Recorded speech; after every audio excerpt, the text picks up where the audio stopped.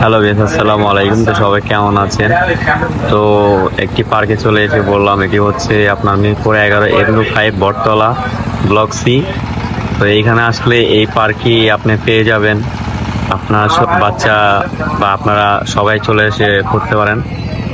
পার্কটি অনেক সুন্দর। আমাদের এখানে এভিনিউ 5 এখানে তো দেখতে পাচ্ছেন অনেক সুন্দর। এটা সম্পূর্ণ বাণিজ্য মেলার মতো করা হয়েছে। এখানে আসলে আপনি আপনার বাচ্চাদেরকে ঘোরাতে পারবেন, আপনারাও ঘুরতে পারবেন। ফুড আইটেম আছে খাবারের।